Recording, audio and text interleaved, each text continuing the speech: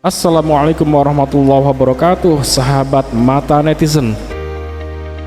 Oke sahabat semuanya, pada kesempatan kali ini kita masih membahas tentang teknologi baterai.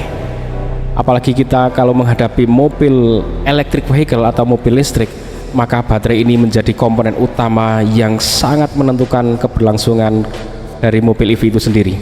Nah, ini baterai tenaga nuklir dari energi nuklir mampu bertahan 50 tahun tanpa harus recharging, tanpa harus ngecas ulang.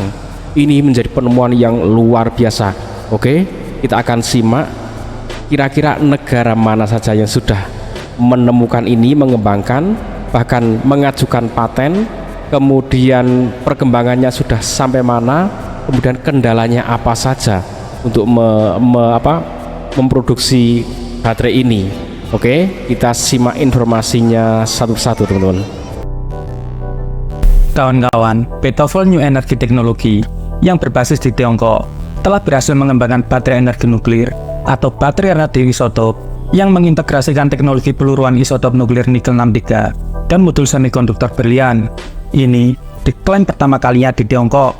Betafol mengatakan baterai energi atom akan stabil dan menghasilkan daya mandiri selama 50 tahun tanpa perawatan. Baterai telah memasuki tahap uji coba dan akan segera dipasarkan untuk sipil. Apakah ini akan menjadi keajaiban penyimpanan energi di masa depan? Tunggu dulu. Betafol saat ini hanya mampu menyimpan daya listrik sebesar 100 mW. Artinya, baterai Betafol belum mampu untuk menyalakan lampu LED seperti ini yang membutuhkan daya 3 volt dan arus listrik sebesar 300 mA yang jika ditotal sebesar 1 watt. Sehingga dibutuhkan 10 baterai Betafol untuk bisa menyalakan lampu LED sekecil ini. Sebagai sebuah turunan teknologi nuklir, Betavoltaik sebenarnya sudah lama diteliti. Sebelum China, pada tahun 2016, peneliti Rusia dari MIS mempresentasikan prototipe baterai Betavoltaik yang berbasis nikel 63. Korea Selatan bahkan sudah melaporkan hasil pengujian resmi baterai Betavoltaik pada tahun 2019 dan pada tahun 2021. Perusahaan Cina mengklaim baterai energi atom Betafol dapat memenuhi kebutuhan pasokan listrik dalam aplikasi seperti dirgantara, peralatan AI, perangkat medis, sistem MEMS. Oke teman-teman, berarti baterai ini benar adanya, cuman tantangannya adalah dia masih harus dikembangkan karena untuk menyalakan lampu LED kecil saja dibutuhkan beberapa baterai gitu ya. Dan ini memang sudah dibuat di sebelumnya untuk keperluan antariksa ya, itu baterainya besar. Jadi untuk menghasilkan energi yang cukup untuk mengoperasikan alat-alat yang diinginkan itu harus memerlukan bodi yang besar. Nah, ini masih menjadi tantangan. Artinya ini real, bener-bener ada. Tadi Rusia, Korea, Cina semuanya sudah mengembangkan dan sudah ada yang mengajukan paten, teman-teman. Mari kita simak informasinya. Betafol telah mendaftarkan paten di Beijing dan akan mulai mendaftarkan paten PCT global. Betafol juga telah berkomunikasi dengan lembaga penelitian dan universitas nuklir profesional di Tiongkok dan berencana untuk terus mempelajari penggunaan strontium 90, platinum 147, dan deuterium serta isotop lain untuk mengembangkan baterai energi atom dengan daya yang jauh lebih tinggi dan masa pakai 2 hingga 30 tahun. Bagaimana sejarah perjalanan baterai nuklir ini? Pada tahun 1913, Henry Moseley menemukan generator listrik pertama yang berdasarkan pada peluruan radioaktif. Baterai nuklirnya terdiri dari bola kaca berwarna perak di bagian dalam dengan pemancar radium yang dipasang di tengah pada elektroda terisolasi. Elektron yang dihasilkan dari peluruan beta radium menyebabkan perbedaan potensial antara lapisan perak dan elektroda pusat. Namun, tegangan idle perangkat terlalu tinggi, puluhan kilovolt, dan arusnya terlalu rendah untuk aplikasi praktis. Pada tahun 1953, Paul Rappaport mengusulkan penggunaan bahan semikonduktor untuk mengubah energi peluruan beta menjadi listrik.